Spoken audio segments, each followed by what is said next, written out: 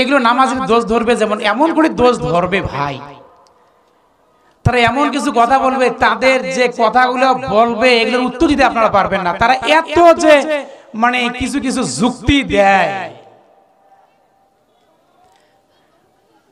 একটা জিনিস খেয়াল করেন, যদি সুদ খায়া কোটিপতি হয়ে যদি সে হজ করে, আল্লাহ যদি ওই গুনাহগুলো মাফ করে, তাহলে যেটা ঠেলা গাড়ি খাটলো, কষ্ট করে চড়লো, মানুষের বাড়ি শ্রম দিল, তাহলে এই লোকটার কি হবে ভাই? আল্লাহ পাক তো বলছেন যে তোমাদের হালাল খাইতে হবে। আহাল্লাকুমুল বাইয়া ওয়া হারামার রিবা, তোমাদের জন্য ব্যবসা কি জায়েজ আর রিবা কি সুদ কি হারাম।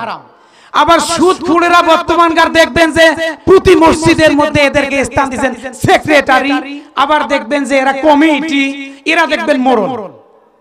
আরে ভাই এই কথাগুলো বুঝেন না কেন? যে ব্যক্তি নামাজ পড়ে না সে কোন মসজিদের কমিটিতে ভাই, সোজা কথা, সে কোন মসজিদের মধ্যে কথা বলে, ও তো সুদখোর, ও মসজিদের মধ্যে উঠবে কেন? আবার রে ভাই গাঁজাখোর, দাঁড়ে প্রস্রাব করে, আবার ফির আবার হুজুরদের সামনে যাক বড় বড় কথা বলবে, ও তো রাজাকার। অন্য জায়গা পাবে না, যা বলবে যে কি রাজাকার। আরে ভাই নবী করিম সাল্লাল্লাহু আলাইহি ওয়াসাল্লাম ইসলামকে প্রতিষ্ঠিত করার জন্য মক্কা ছেড়ে কোথায় গেছেন ভাই? আমাদের কাছে বাংলাদেশের মধ্যে আমাদের হুজুরদের কাছে আগে ইসলাম পড়ে দেশ।